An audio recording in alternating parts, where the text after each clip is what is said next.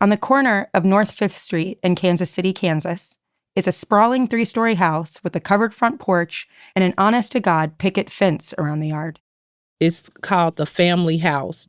My family has had that house for over 200 years now. Violet Martin is from KCK, born and raised. We came from a very large family. My grandmother and grandfather had 12 children. My mom's the 7th of the children.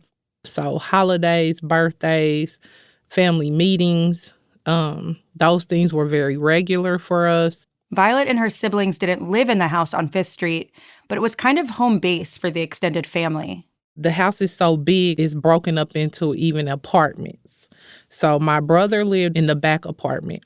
My uncle Carter had pretty much inherited the house from my grandmother. And my cousin Sylvester was living there. Carter McKinney is Violet's uncle. Back in 1997, he shared the house with his nephews, Sylvester, Dwayne, and Brian. Brian is Violet's brother. They all lived in the house, but in separate apartments. They weren't particularly close, and Violet says Brian was focusing most of his time on his newborn son. That December, a man's body was discovered lying in the snow in an alley next to that house. He'd been shot several times. The victim's name was Gregory Miller. He was a boy, really, just 17. My mom was like, well, who got killed? What happened? And my Uncle Carter was like, I don't know what happened. I was asleep. And he just kept saying, I don't know what happened. I was asleep. I heard some noise, but I was asleep. I don't know what happened. Not noise, but gunshots. I don't know what happened. But before long, Carter McKinney's story changed. Allegedly after a visit from a man whose name we know well by now, Roger Golubski. I'm Josie Duffy Rice, and this is Corruption Uncovered, a podcast from Rock Nation and its philanthropic and justice division, Team Rock.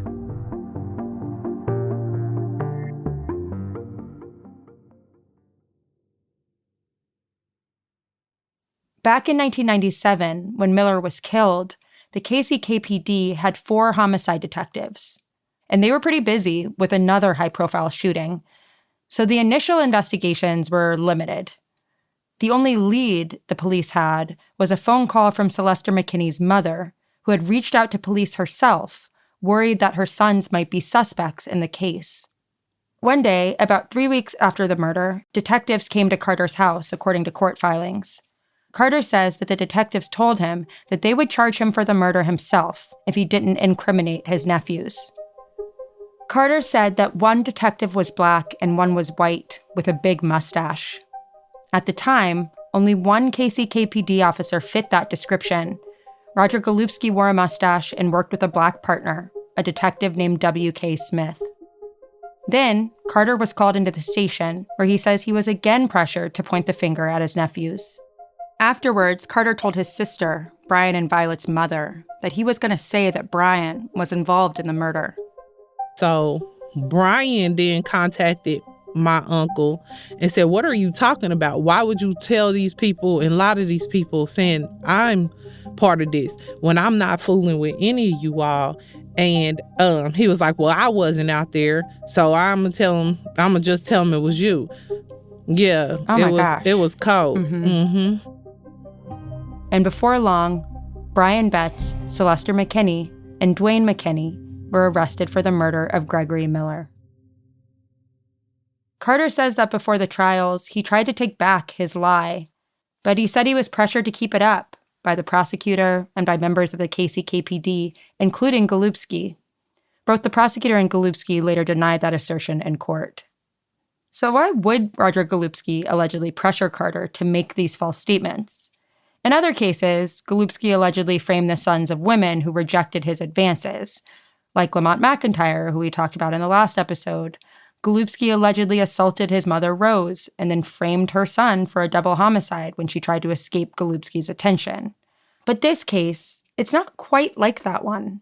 He allegedly got involved in this case, the murder of Gregory Miller, because Miller was the nephew of his ex-wife. Golubski's former brother-in-law was a key witness. We later found out again that he was married to this woman. We found out that he had been providing them the information from the homicide. But still, wouldn't justice be actually finding the killer rather than pressuring someone to provide false testimony? I didn't get it. And then I read a legal filing prepared by the Midwest Innocence Project. They argue that his true motive to close the case by any means necessary was, I'm quoting here, his documented obsession and stalking of his ex-wife, Ethel Abbott. Ethel Abbott was the victim's aunt and was married to Golubski for several years in the early 1990s. The Midwest Innocence Project argues that Golubski, quote, remained intent on using his power as a detective to stalk Abbott and solve crimes connected to her in an attempt to manipulate her feelings towards him. In an affidavit, Abbott said that Golubski stalked her for 10 years after they divorced, and that he hired a teenager to break into her home so that he could solve the robbery and be her knight in shining armor. So, after allegedly being pressured, Carter took the stand. He testified that on the night of the shooting, he saw Brian, Dwayne, and Celester with guns, and that Celester told them they had shot Miller. Prosecutors offered no physical evidence connecting the men to the crime, and at Celester's trial, the prosecutor said in his closing statement that Carter's testimony was the, quote, entire case. But at Dwayne's trial, Carter became visibly distressed while testifying. He admitted on the stand that he lied, and Dwayne was acquitted. Celester and Brian, meanwhile, were convicted, and each was given a sentence of 25 to life. 25 to life. I was in South Bend, Indiana, visiting my father's family. I was keeping up with the calls with my mom every day of the trial. And I called and I just had a good feeling like, yeah, Brian coming home. And I called my mom and I was like, Mama, what's going on? What was it? What? She said, baby, they found them guilty. And I said, what? And I said, no, Mom, no. And a sunny day turned so dark to me that day. I felt lonely. I felt like, how could they convict him on something like that? And my mother, she was just angry. She was like, some of the jurors was even asleep. They didn't even hear it. It was bad. It was bad. But the deputy let my mother talk to my brother and my mother told him, it is not written in stone. We will continue to fight. Yeah. Within weeks, Carter tried again to recant his testimony. In a letter to the court, he said that he willingly and knowingly made false confessions at their trials, and that, quote, I made the story up to protect myself from being a suspect. He added that he made up the story using details provided by the detectives, and he went on to say, quote, my conscience cannot allow me to live with this. But it was too late. Brian Betts and Celester McKinney spent the next 25 years in prison. I want to pause for a second, because 25 years is so easy to say, but I've been trying to figure out how to make you understand just how long that really is. 25 years ago, it was 2000. It was right after Y2K, before 9/11. Bill Clinton was president. Barack Obama wasn't even in Congress. TLC and Whitney Houston and Britney Spears were at the top of the Billboard charts. Were you in college in 2000? Elementary school? Were you even born? Think about all the life that you've lived between then and now. Now imagine you spent all of that time in prison. A tiny room with little control over your time or your choices or your body. Think about going 25 years without being able to touch sand or the ocean or lie on grass in the sunshine or take a bath or fall asleep holding your loved ones. Think about someone you love, brother, father. 25 years without them. For me, that person would have missed everything. High school, college, my marriage, the birth of my kids. 2.5 decades of small and big moments. And now, I want you to remember that Brian Betts and Celester McKinney are not the only men who say that Roger Golubski helped put them in prison for crimes that they did not commit. Not by a long shot.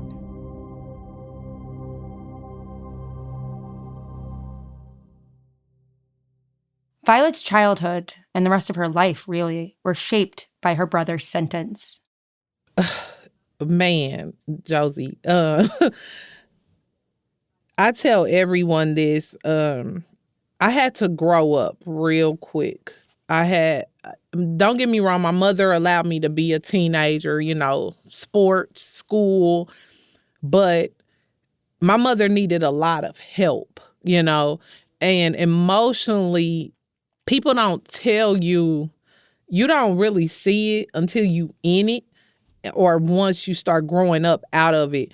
I was pulled in the middle of so many things. I was the middle child, and then when the conflicts start happening, I was put in the middle. My brother, we would go visit him in El Dorado, drive 2-3 hours to visit him, holidays, get to spend the whole day with him, and then to hear that door slam, or guards walking up to my baby nephew, looking at him and treating him just as, if he could be bringing in some type of contraband. The amounts of money, the amounts of time, the tears, having to talk to my brother and just speak life, and then I would go up there every weekend that I could, just to have that relationship with my brother. And he was my confidant. He was the head of our household, even though he wasn't present, So questions about life, I'm asking him, even though his youth and young adulthood got cut short, it was some things, as a brother, he could talk to me about. Man, it's so much. It's so much. Yeah. And I imagine that for you, you were like the middle kid. You're still a kid. Brian's an adult at this point. Meanwhile, suddenly you're the oldest. Yep. Held responsible for so much. And so, just the loss of time, money, relationship, just add all that up and you can never pay anyone back. Yeah. Yeah. I mean, when people say, I want justice, I always think like, I don't know if you can get that because the time is gone, Yes, ma'am. Time is gone. Yes, ma'am. Violet has 4 children who were all born in the years since Brian was incarcerated. My children knew my brother through the phone, but they knew that was their uncle.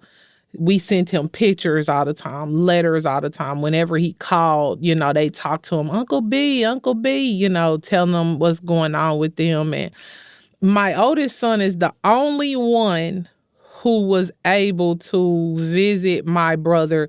And the only way he was able to visit him was at the county jail when Brian came down for hearings and everything.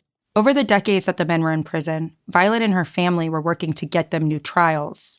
They hired lawyers, filed petitions, attempted to have the sentence overturned, but their efforts were fruitless. And then in 2017, that name started to appear in the headlines. Roger Golubski, the man Carter said had pressed him to testify against Brian and Celeste. To start seeing their names is gut-wrenching. It's like, we've been telling y'all for years this is happening, And then you angry, but then you start saying, okay, let me pivot. How can I use this? How can this work for us?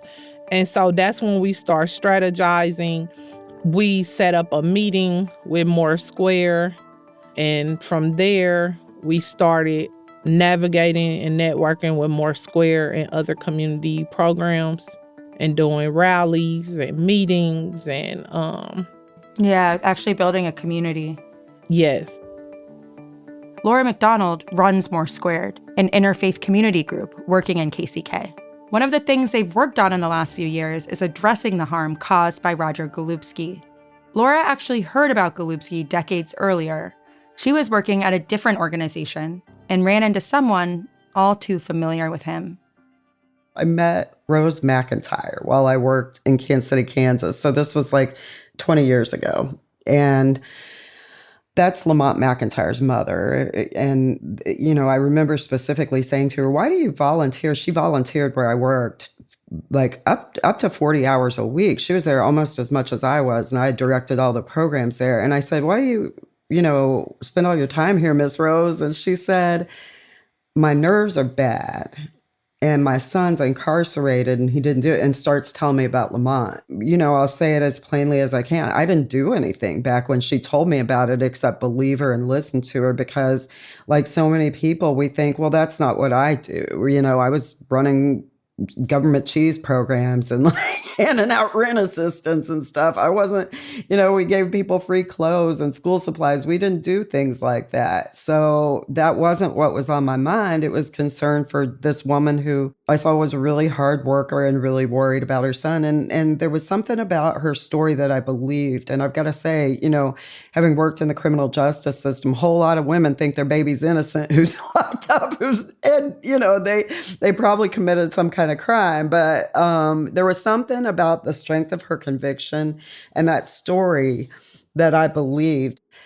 I happened to know Cheryl Pilot, the attorney who ultimately, was responsible for Lamont's exoneration, as well as just really uncovering a lot of this stuff. Eventually, Lora started seeing Cheryl and Rose together in the press, talking about Lamont's case. So when I saw those two connecting in media, I was like, oh, Lamont's going to get out, was kind of how I was thinking about. So I got in touch with Cheryl to talk about that. And that's when we started, kind of hearing all this stuff that was happening. By then, Lora was with MORE2. They held rallies and launched a hotline to field calls from people who had been affected by Golubski. And Violet got connected with the group. Brian and Celester were released from prison in 2023.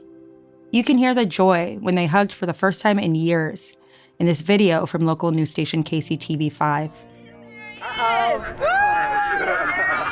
Oh, look at my guys! Yeah!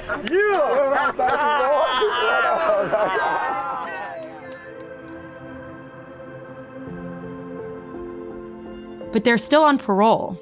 They have not yet been exonerated. And Violet and her family continue to work with MORE2 and other allies to get their convictions overturned. There might be people who say, who cares? Like, they're out, so what does it matter if they're not exonerated? But I think it does matter. Labels in this world are everything. No one can deny that. Having dangerous felon on your ID, walking around with you, somebody run your name, you are red line, saying a caution, first degree murder, that is very, very harmful. No one can say, oh, who cares, they're out now, because there's still barriers for them. Employment, housing, financially, all those things play a factor. Too, right. And they could go back, they could come back and say, somebody could lie and say they called and threatened them, And that's not the only shadow hanging over the family. They also continue to navigate the emotional fallout of their uncle testifying against his own nephews. I just am wondering if there was a period of time where there was like a lot of anger towards Carter, or like how did that kind of play out? This, how you said, how did this affect you at 15, 16? The word family did not mean anything to me anymore, because family is like a cover, a protective word. And when something like that can happen so easily, I'd stop going to family functions. My mom would be like, hey, we going over. I'd look right at her and I don't know them people. It got that bad. They started turning on each other. They started telling on each other. And I'm talking about decade-old skeletons, and I'm looking like, what did this really do? And I said, it had to be fractured even before KCKPD came in. It was already fractured. This is how they got in, the fracture. And so it really did destroy a lot of relationships, Josie. My Uncle Carter left Kansas City, Kansas, February of 1998. He came back periodically to visit, but Carter stayed away for 26 years. Carter did not come back to live here until right before Brian and Celeste got out. When he knew Brian and Celeste had made parole, he came back.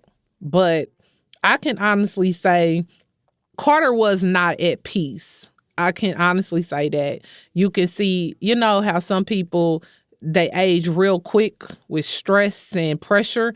Carter's one of the babies of the 12, you know, and he looked older than some of the older ones. And I'm like, that's pressure, that's hurt, that's, you know, pain. He was very successful, you know, as employment wise and everything. Through this process, I can honestly say my mother instilled something in me I never thought I had. It was grace for people, because when I would see my Uncle Carter, I would still be polite, you know. Hey, how you doing? You know, I could sit next to him, but I still had an uneasiness. My sister blatantly, I don't like you, don't talk to me, you know, so it was tough. And then my brother, he was in between that anger, bitter, okay, you know, I can understand they pressured him, you know, and he like, you never know what you'll do under stress like that. So it was just a lot. It was a lot. So I just want to talk about what happened last week, right? Which is this trial is about to start. It's the morning of the trial. Everybody's preparing for this. There are people at the courthouse. And I think, I don't want to speak for you, but we talked to lots of people who felt like this was going to be a moment of something. And then obviously we hear that this man has died by suicide. Just tell me what your immediate reaction was and how you felt. So let's talk about that morning. Because I have young children, I'm getting them up ready to go 8 o'clock. And I remember getting up at 5 that morning, actually, and seeing it. Roger Golubski starts trial today, you know, in Topeka, people scheduled for rallies. And I'm like, wow, that came fast, you know. And I was going to the Moore Square rally at 8 o'clock. But something was just like, don't go. Don't go. It was just gut. And once I hear my gut, I've learned from the situations from 15 years old with my brother and them, I follow it. And I did not go. And so I was like, I'm going to lay down. I'm going to give me some rest. I'll call Lora or somebody later today. And about 9:30, 10, my phone is ringing. It's my sister. I send her the voicemail. I'm like, I'm resting. Mm-hmm. And then I get up about 12 o'clock and I hit my phone and I see a message. It's a clipping from the Stars. Golubski committed suicide. I was like, what? And then Lora McDonald is calling me as I'm reading that. I turn on the news and she like, girl, did you hear? Did you see? And I said, are you serious? And she said, Violet, remember we said this. And because one of the jokes was, unfortunately, from that scene in New Jack City with Nino Brown on the stand. He said, I'm going to take a whole lot of people down with me. Mm-hmm. I remember saying that. I said, he's not going down by himself. Either he's going to kill himself or he's taking some people with him. And it was the first. You weren't shocked. You were like, of course. No, I was not shocked because there are a lot of cowards with them badges on. It's a lot of cowards. But then that emotion of knowing what happened with my family and the other people that I've met, women that have been raped and violated in their families by this man and his partners, I instantly just sat down and said, wow, they don't get their closure. Let's not say justice. These women, these families don't get that, and that's heartbreaking. And I got a phone call from one young lady. I didn't even know her father, a murder case was connected with Golubski. And she called me crying, and I said, I'm so sorry, But and it bothered me that I'm apologizing to this woman, and I didn't have nothing to do with it, because this cowardice move. Then another lady, I just sent her a message, and I just said, I just want to tell you I'm sorry. And I pray that God is giving you some peace, And she said, thank you. And I'm realizing when someone is going through these things, sometimes a phone call, they don't need to hear the voice. They just need a message. I'm thinking of you, Yeah. When she did call me a few days later, I told her, I said, you aren't going to realize how tired you really are until you really get to sit down and sit in that. I didn't realize how tired and how much of my identity I lost in that fight, because you always connected as Brian's sister, or she's the cousin of this, or, you lose your identity some ways in that, and it's hurtful. And when you take your break, you have to sit in all of that. So a victim of rape, I've never been. So the pain and healing she's gonna need, it's gonna take a lot. Violet herself is tired.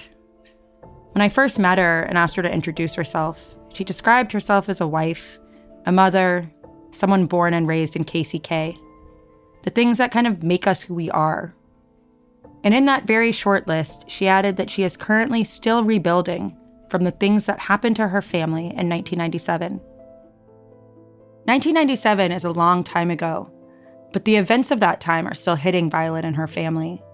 So when people in the KCKPD say that Golubski's actions are in the past, that the alleged crimes date back 20, 25 years ago, yeah, okay, but also the harm from those actions is present, right now, today. And the department still has its problems, even without Golubski. Lora McDonald. I've never seen anything like this. There's an officer who showed up so high at someone's house that he couldn't hold his body up or speak coherently. They let him drive away in his squad car. And then later we find out they never wrote a conduct report. They had a sergeant called at the scene. It's all videotaped. First off, shouldn't have a gun under that condition that we saw him in. Secondly, you did nothing. And it was when we blew the video up, somebody gets it in the hands of the KBI, Kansas Bureau of Investigations. They revoke his peace officer's license. I don't know what it's like to be Chief Oakman. He's the second black man police chief of that department. I don't know what it's like to be DA Dupree, the first black man DA over there, who's, now been reelected. I don't know what it's like to be the first black mayor, Tyrone Garner, who is former deputy chief of police. I don't. And so I wouldn't profess to. I'm a white woman.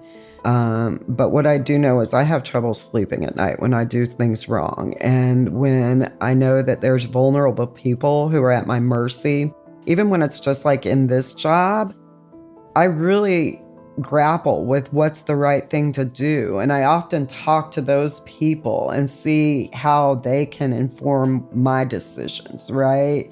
And so I don't see any of that happening. I work for the retired police chief in Kansas City, Missouri. Not necessarily are they a stellar department either. They have a lot of flaws over here as well. But I know this isn't like just some lady who decided that law enforcement is all bad. Like, this is like an understanding that that system actually could change for the better. But it has to have the will to. And so I don't know how Oakman could come in and make vast changes in that department. But I do know that there's some things you could be saying and doing publicly that you're not. On future episodes, we look further into the KCKPD and their claim that Roger Golubski was a lone bad apple. Meanwhile, we reached out to the KCKPD when we started making this podcast, asking for an interview or a statement, but we haven't heard back. We'll keep trying because we still want to hear from them.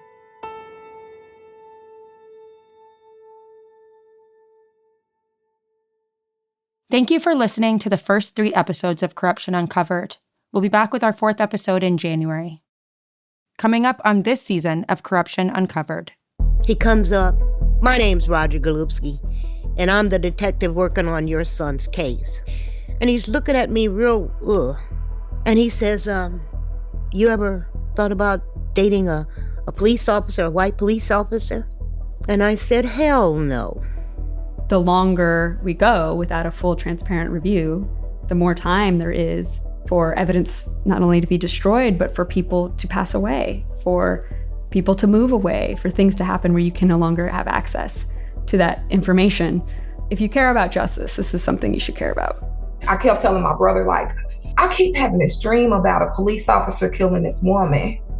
And he was like, what do you see? I said, I don't know. I just see a police officer attacking a Black woman, and I keep having this dream. And my brother was like, that's probably our mama. Corruption Uncovered is a podcast from Rock Nation and its philanthropic and justice division, Team Rock. Team Rock partners with the Midwest Innocence Project to uncover corruption in Kansas City, Kansas. We want to extend a special thanks to the KCK community of survivors and advocates. Corruption Uncovered is produced by Pineapple Street Studios. I'm your host, Josie Duffy Rice. This episode was written and produced by me and Kat Aaron, with additional production support from Justine Dom, Eric Mennel, and Yinka Rickford Angwin. Our editor is Joel Lovell, fact-checking by Will Tavlin, music licensing by Epidemic Sound. Our recording engineers are Pedro Alvira and Marina Pais, mixing by Davey Sumner, Kat Aaron and J.N. Barry are our executive producers. Thank you to Chris Pruitt at KCUR and Wayne Gaspin for their help. And thank you for listening.